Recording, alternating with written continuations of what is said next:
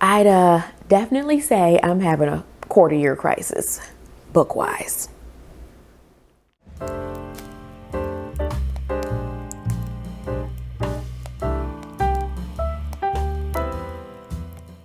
Hello, hello, hello. My name is Nakia.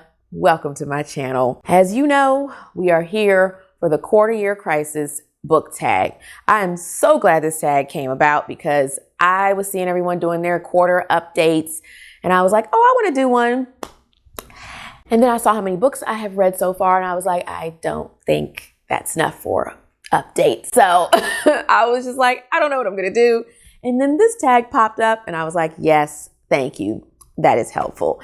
So that's what we're here to talk about. But before that, I want to say a special thank you to the first commenter on my last video, which was the Try a Chapter vlog, where I read books that my daughter picked out for me for my April TBR. If you haven't seen either of those videos, I will have them linked here. But yeah, I've mentioned this before. Comments mean a lot to me because that is my way to gauge how my video is doing. So I always appreciate the person who comments first. So thank you, Shannon. I appreciate you. And let's get into this tag.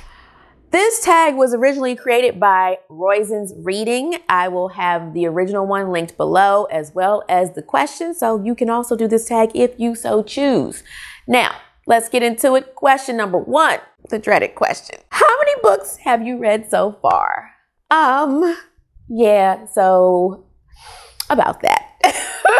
My official number, according to Goodreads, is 7. And I am just like, what happened? I will say, I have my journal here. I have about 9 DNFs. So if you put the two of those together, that would be 16, but we're not doing that. So my number is 7 and I am just, like I said, not okay with that. Last year, I was doing really well with my reading a book a week. If I was still sticking with that book a week, or I was being really strict about it, I would be at 15 books right about now. So I am a little disappointed. I got a little more relaxed with it because I was just getting really stressed with trying to keep up with the book a week thing. But it was more so seeing it on Goodreads. Just like, you know, every time I would log on, it would tell me like you're on track or you're behind. And I just was getting stressed out by that. So I lowered my goal on Goodreads to 2 books a month, which is 24 books for the year, even though I plan to read way more than that.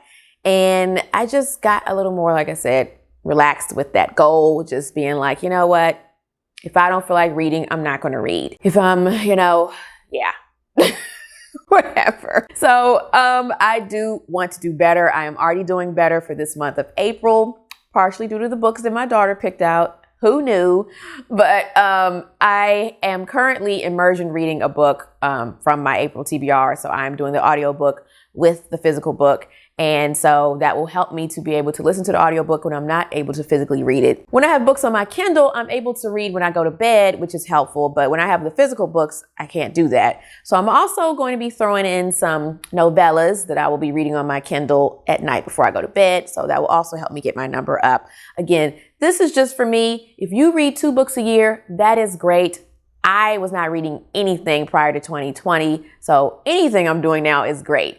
But I also want to be able to provide you with, content, be able to tell you about a lot of books. And if I'm only getting through like 2, that's not helpful for you. Now, of course, DNFs count because that tells you what I thought about the book as well. But I don't know if I need to DNF faster, even though I do DNF around like 15 pages. But I do have quite a few on here this year that I got pretty far into, and I did not do that last year. Green Glass House, I read 56 pages. The Hat Makers, I read 160 pages. Oh. That one, I don't know. It's painful. I should have counted that as a book, but I just don't. When I DNF a book, I just don't count it towards my reading. But that one, that's longer than a novella. Oh, and Shiver, I got 113 pages into as well. So again, that one probably should have counted, but I just don't do that. And that's on me. Yeah, so again, I think I'm just going to have to DNF faster. Or if I get that far into a book, I may start doing like some of you and just pushing to get through it. Because I just don't like wasting time on these books. So anyway, let's move on to question number 2. Okay, question number 2.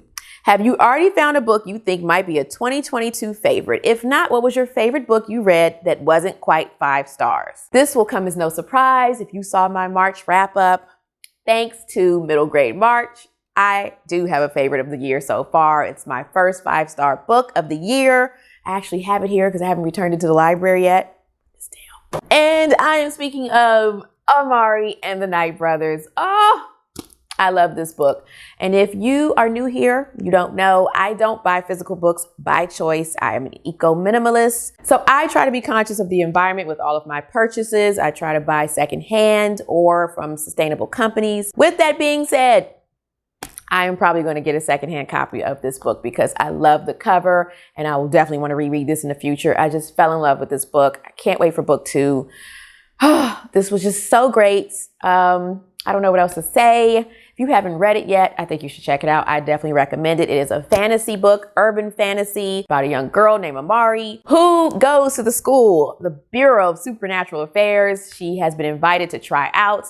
Her brother, Quentin, has been missing, so she goes there with the intention of finding her brother because she finds out that he was also with the Bureau of Supernatural Affairs. But then she gets there and finds out she's a little special herself. And a lot of things ensue from there. This gave me all of the magic that I wanted in the night circus, the duels, battling magicians. We had all kinds of fantastical creatures.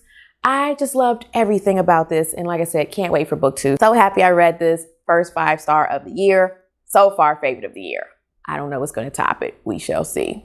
Question number 3. Any 1-star books / least favorite books of the year? I don't do 1-star books, 1-star reviews. If I give it 1 star, that's a DNF. I'm just not going to read it. I will put it down. If it's that bad, I'm just putting it down. So the lowest I think I give is 2. I don't even know if I have any 2 stars. I would have to go look.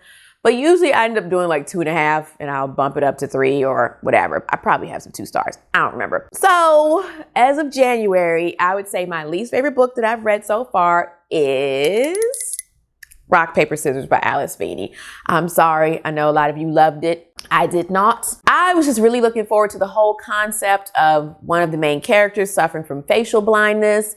And I was intrigued by that and what that was going to bring us with the twist to the story. And unfortunately, the twist just let me down. I didn't enjoy the characters. I just felt like they were all unlikable. I didn't think any of the couples should have been together. They were in the story. Like I said, the twist was dumb to me. It didn't make sense. I did a review, so I'll post it here. You can go check it out. But yeah, I think I ended up giving it 3 stars, maybe. I think I did 2.5 and bumped it up to 3. I don't even remember, but I was not happy with that. Let's move on. Question number 4. Most read genre so far. This one I was surprised by when I looked at my Goodreads because like I said, I only have 7 books. But so far, 3 of them have been mystery and 2 would be fantasy. So as usual, per usual, the most read genre is mystery. But I was pleasantly surprised that the second runner-up is fantasy because I did want to read more fantasy this year. So I'm quite happy with that. I do still love my mystery thrillers, so they will always have a special place in my heart. Question number 5. A book that surprised you. This one, I have 2. One I finished this month, one I'm reading. I hate to admit it, but let me put this down. Both of these books have come from my daughter picking them for me for my April TBR. I was like, we're going to keep it quiet. But Companions of the Night and Helldivers. I'll start with Companions of the Night since I finished this. I was just surprised by this because I just thought it was going to be so dumb and cheesy. I mean, look at this cover. Yeah, so by this cover, I was like, what are we getting into? And then on the back, it says kidnapping, car theft, murder, vampires, true love. Carrie's got a tough night ahead of her. And I was like, true love? I'm not. But there was barely any romance in here. Thank God. And I just enjoyed the story. I was, like I said, it was a fun little book. I enjoyed it. I was looking forward to going back to reading it every time, every chapter. So I was pleasantly surprised by this. I gave it like 3 stars so far, but I still was pleasantly surprised because I didn't think I was going to like this at all or it was going to end up being a DNF. I did a whole vlog where I updated all about this book and read a little bit. So I will also link that here. And then the one I am currently reading is Helldivers. Now, so far, this is like 4 stars, damn near 5. I am loving every minute of it. This is a sci-fi, horror, action, adventure, I don't even know, post-apocalyptic, all that good stuff. This one I was intrigued by when she picked this one for me, but I still didn't know if I was going to like it because I look at the cover. yeah, I was like, this looks pretty dark. And then, yeah, I just didn't know because I like horror sci-fi, but I hadn't read anything this dark yet. Because again, I don't do post-apocalyptic, not really my thing. But this one, like I said, I was pulled in from chapter 1, as I talked about in my Try a Chapter vlog. It got me from the first chapter. And then I decided to pick up the audiobook so I could get through it a little bit faster, like helping me out when I'm not able to sit and physically read it. And I would highly recommend the audiobook. Like, it's like listening to a movie. If you're not in the room, you can't look. The audiobook narrator is so good. I just am so wrapped up in it. It reminds me of when I was listening to Project Hail Mary. I was just so engrossed in the story, and that's how I am with this. Real quick, this is supposed to be after fictional World War III, where basically Earth has been destroyed. There are some ships that are in space that have the last of humanity on them, but because it's been so long, they start breaking down. Ships can't last forever, so they have a team of folks called hell divers who go down to Earth rummaging for parts, looking for pieces and things to help repair these ships. But of course, this is dangerous stuff. And in this book, something happens where they have to go to this place called Hades, which is supposed to be like the worst of the worst. And the hell divers have to go there for a reason because things are going wrong with one of the ships. It's just, like I said, action-packed. I'm so into it. I'm so into it. So anyway, I am pleasantly surprised because I didn't think I was going to love this as much as I do. But thank you. I do. All right. Question number 6. A book that's come out in 2022 already that you want to read but haven't yet. There's plenty. But at the top of my list are The Maid by Nita Prose. Of course, everyone's read this. I wanted to read it in January. I wanted to read it in February. I don't remember when it came out. I feel like it was January. But I just always had other things on my TBR that took precedence. But stay tuned. It's coming up. Under Lock and Skeleton Key. I've talked about all these on my most anticipated books of 2022 video. But this one is a locked room. It also has to do with magic and stuff. So really looking forward to that by Gigi Pandian. And then Portrait of a Thief by Grace D. Lee. This one is a heist book where we have these gang of folks who are trying to steal some artwork. I know it has to do with like Chinese art and history and culture and whatnot. So I am intrigued. I'm looking forward to all 3 of these. And next question. I didn't number these, so I don't even remember what number we're on, but next question. One goal you made that you're succeeding at. I had to go back and watch my end of year book tag to see what goals I mentioned that I wanted to do. And I know one of the goals I had was to read more fantasy and sci-fi, which I'm succeeding at. Thank you very much. We already talked about Amari and the Night Brothers. Hell Divers is sci-fi. Companions of the Night is considered fantasy, I guess. Sure. I know I have some other ones, but I am definitely reading more fantasy and sci-fi, which I am happy about. Check. Next question. One goal you made you need to focus on. Lots. I said in my end of year book tag that I wanted to finish Parasite by Darcy Coates. We're still working on that, so I need to finish that. And I talked about I wanted to do a video where I would try authors that I didn't like, try them again to see if I like them. I guess we can count Lucy Foley for that because I DNF'd the guest list and I also DNF'd the Paris Apartment, so I think I'm done with her. But I probably have other authors that I can try and see how I feel about them now. And I'm throwing this in because I didn't say this in the video, but I want to get back to focusing on my book a week goal that I have for myself. Goodreads, as I said, I have it as 2 books per month, 24 for the year. But for myself, I would like to be around 50. So I got a lot of catching up to do. Really behind.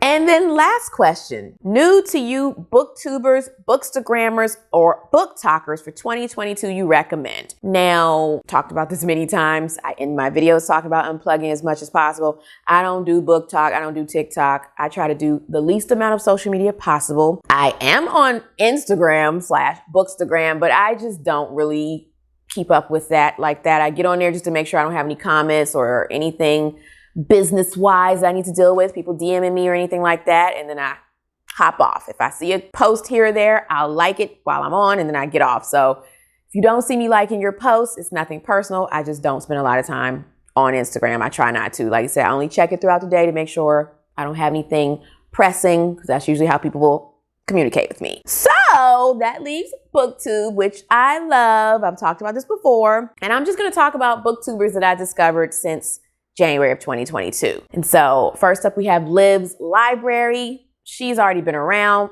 I just discovered her in 2022. I'm not sure how I found her, but I just love her aesthetic. I love her thumbnails. I love the look of her videos. She also reads a lot of thriller, mystery. She reads middle grade. So yeah, I just love her vibe, all that good stuff. Next up, we have someone who has become a new Booktube buddy, Bookstagram buddy, but I'm speaking of Keisha, and her channel is called A Book Like You. She is just the sweetest thing. I love her Southern accent. She reads a lot of middle grade. She has a middle grade book club that she runs all year with actual middle grade students, and she reads also thriller and mysteries. And like I said, I just love her personality. She's so sweet. I also love her thumbnails and the aesthetic that she gives. But yeah, so if you don't know her, go check her out. Also Liv's Library, you probably already know, but I will have all of them linked below, of course. And then last but not least, we have Krista from Books and Jam. Now, I was aware of her, but I hadn't really started watching her channel until this year. And of course, she's one of the people who runs Middle Grade March. And so I did a collab video with her and a bunch of other booktubers where we gave our middle grade recommendations. And so, yeah, I just love her for what she's doing for the middle grade book community. And she also reads a lot of thriller mystery books, but she loves historical fiction. I'm pretty sure Liv's Library does too, and maybe Keisha. We all love our historical fiction. And I just had to give an honorable mention to new buddy of mine, Gavin from How to Train Your Gavin. I'm pretty sure I discovered him in December of 2021, but we have just been connecting and chit-chatting here and there, and he's just so wonderful. I love his channel. I discovered him for middle grade books because clearly I was looking for people who read middle grade books, and that is a lot of what he's done, but he's starting to read a little bit more things now, and he's branching out, but his videos are so creative. He's so freaking funny, and I just love him. If you haven't checked him out, check him out as well. What are you doing with yourself? But yeah, so all of them, as I said, will be linked below. All right, ladies and gentlemen, so that wraps it up, my quarter year crisis book tag video. Like I said, I'm glad this came about so I could update you on how I've done this first quarter of the year. As I said, I'm not happy with where I am book count wise, but I am happy with the genres I've been reading and branching out to. So we're gonna do better in the second quarter of the year. But yeah, feel free to let me know in the comments how your first quarter of the year is going. You know, if you've read any of the books I've mentioned that are also favorites of yours or least favorites that you've had so far. And if you don't have an actual comment, but you want to let me know that you've made it this far in the video, you can leave me we'll just go with a coffee cup, you know, keeping it cozy, comfy cozy. It is April, but it's still a little chilly where we are. So I'm enjoying it though, because we barely got any cold winter.